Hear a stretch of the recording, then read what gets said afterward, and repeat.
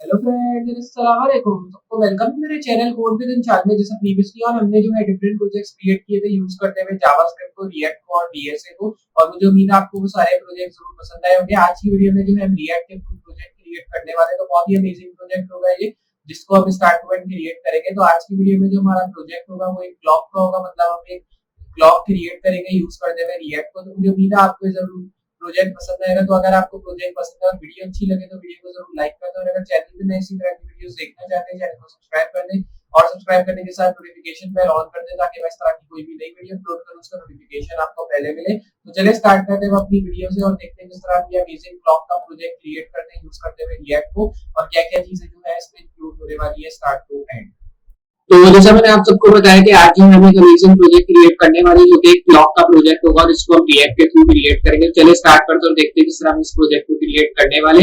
तो सबसे पहले मैं अपने प्रोजेक्ट को क्रिएट करने के लिए एक न्यू विंडो ओपन कर लेता हूं और मैं जो है अपनी प्रीवियस विंडो को यहाँ से कर दूंगा क्लोज। उसके बाद जो है मैं आ जाऊंगा फाइल में और मैं यहाँ से अपना करूंगा फोल्डर कॉपी जो कि मेरा डाउनलोड्स पे है, और मैं आ जाऊंगा अपनी मेन फाइल में।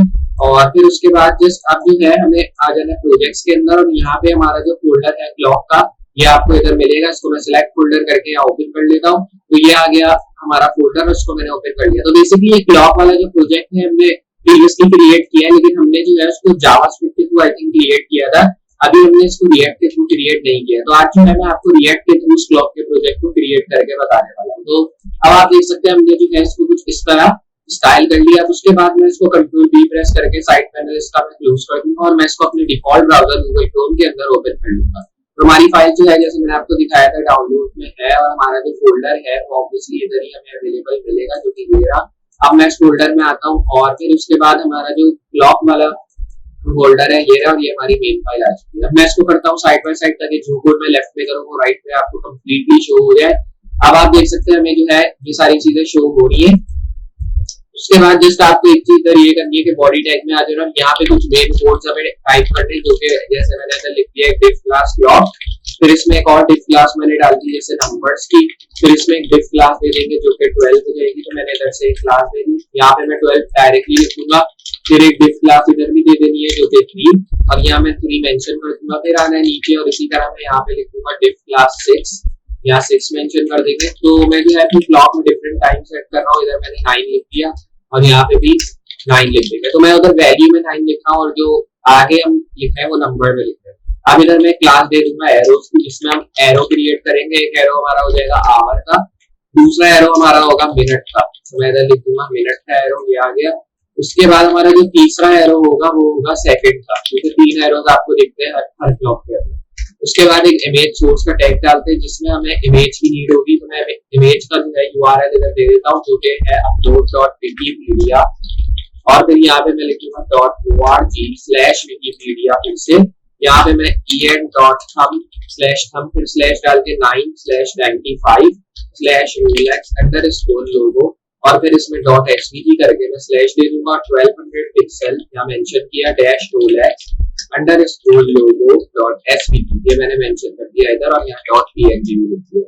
तो आप देख सकते हैं इधर मैंने पूरी इमेज का यूआरएल दे दिया। रिलोड करके देखते हैं तो आप देखते हैं मुझे जो नंबर्स चाहिए थे वो इधर सारे शो हो चुके हैं, लेकिन हमें जो रोलेक्स का मतलब जो मैंने अभी इमेज को किए वो हमें शो नहीं हो रही है।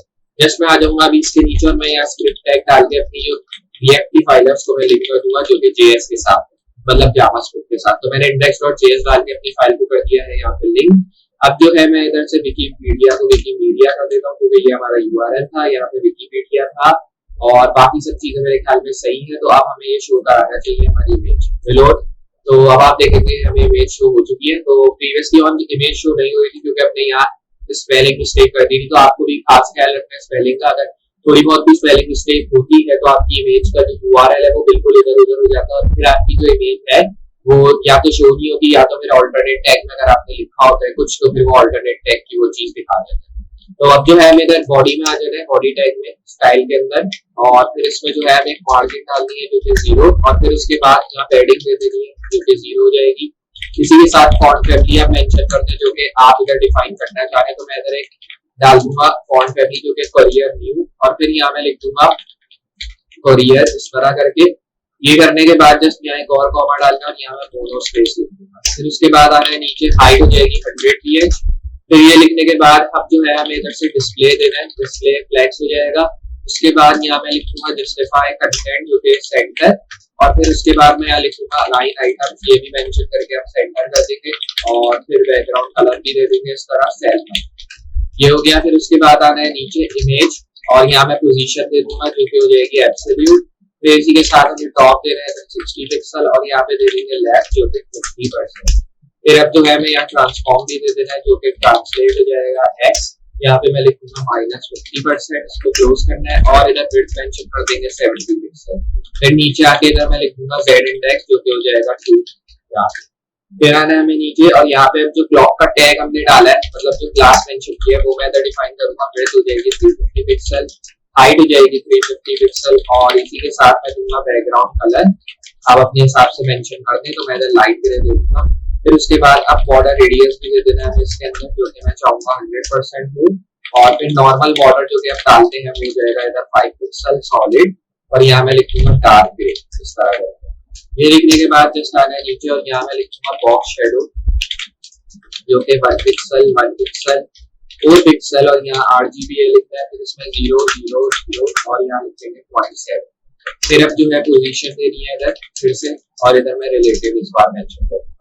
ये लिखने के बाद अब हमें नंबर्स मेंशन करने हैं, तो मैं इधर नंबर्स का टैग डाल के टिक डालूंगा। यहाँ पोजीशन एब्सोल्यूट दे देनी है, और यहाँ पे मैं फॉन्ट साइज दे दूंगा 27 पिक्सल, तो इधर दे देंगे 27 पिक्सल।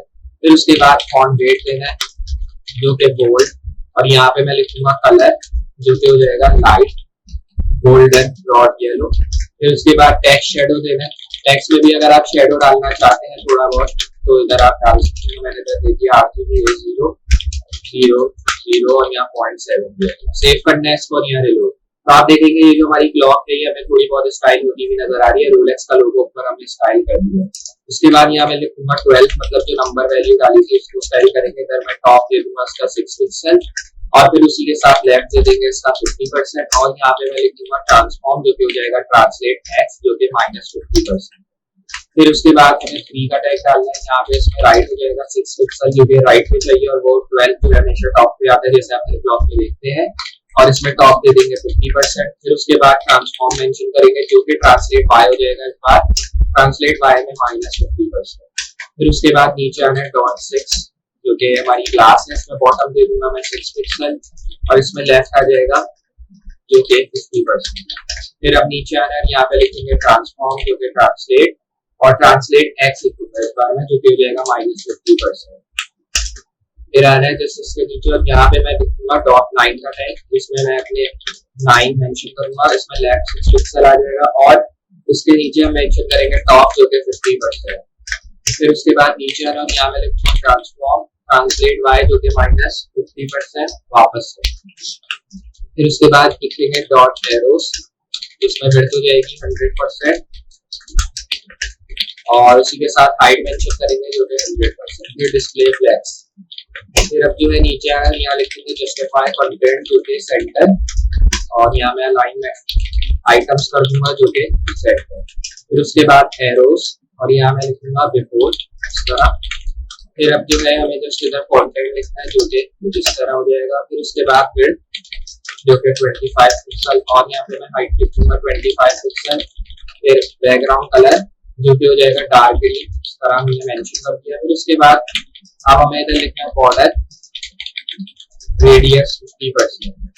फिर इसमें लिखना है बॉक्स शेडो जो कि 1 पिक्सल 1 पिक्सल, और यहाँ 2 पिक्सल लिखना है। RGB है 0 0, और यहाँ लिखेंगे 0.7, तो इधर हमने लिख दिया इस तरह। फिर इसको यहाँ क्लोज कर देना है z इंडेक्स, और यहाँ पे मैं कोड लिख दूंगा।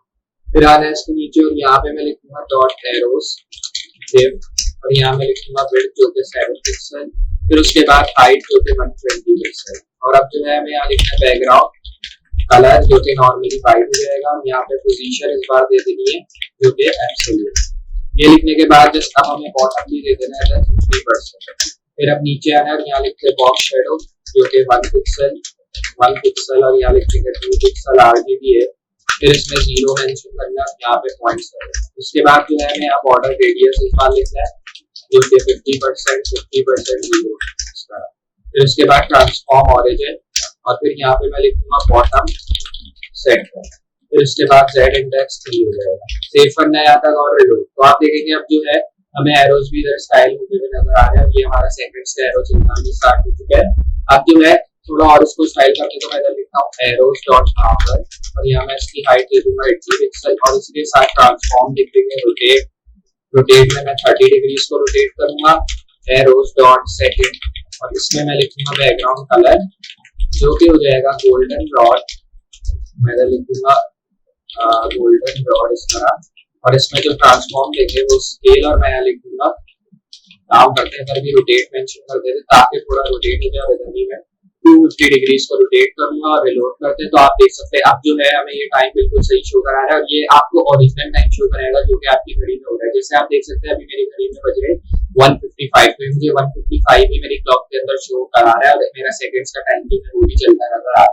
मतलब ये आपको लाइफ टाइम शो कराएगा जो भी आपका टाइम हो रहा होगा आप जिस भी कंट्री में रह रहे हैं ये जस्ट आपको वो वाला टाइम आपकी जो क्लॉक है जो कि आपने क्रिएट किया उसमें शो कराएगा। तो बेसिकली ये हमने एक प्रोजेक्ट क्रिएट किया क्लॉक का। तो मुझे उम्मीद है आपको ये डिफरेंट प्रोजेक्ट जरूर पसंद आया होगा जो कि हमने क्रिएट किया यूज करते हुए रिएक्ट। उसी तरह का प्रोजेक्ट हमने जावास्क्रिप्ट में भी क्रिएट किया था थीम क्लॉक का, लेकिन ये जो है एक नॉर्मल क्लॉक है जो कि हमने क्रिएट किया यूज करते हुए रिएक्ट को और इसमें थोड़ी बहुत जावास्क्रिप्ट का भी यूज हुआ है। तो मुझे उम्मीद है आपको वीडियो जरूर पसंद आई होगी। अगर वीडियो पसंद आई और वीडियो अच्छी लगी हो तो वीडियो को लाइक कर दें और अगर चैनल पे नए ऐसी तरह की वीडियोस देखना चाहते हैं तो चैनल को सब्सक्राइब कर दें और सब्सक्राइब करने के साथ नोटिफिकेशन बेल ऑन करना ना भूलें ताकि मैं इस तरह की कोई भी नई वीडियो अपलोड करूं उसका नोटिफिकेशन आपको मिलता रहे। तो चलिए मैं मिलता हूं अगली वीडियो में इसी तरह की अमेजिंग और हेल्पफुल चीजों के साथ। तब तक के लिए अल्लाह हाफिज।